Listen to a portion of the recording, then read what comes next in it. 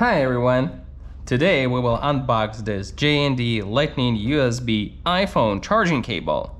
Alright, so here we can see the box. The box looks cool. Let's open it up and here we go, our cable. Check this out, guys. So when I touch it, it feels nice. It is also said that this cable designed with a seamless connection. And it is said that this cable can withstand tens of thousands of non-destructive bends. Wow, that's really long-term use. Also, let's try to connect it to my iPhone, right? This is the purpose of this cable. Let's just do it.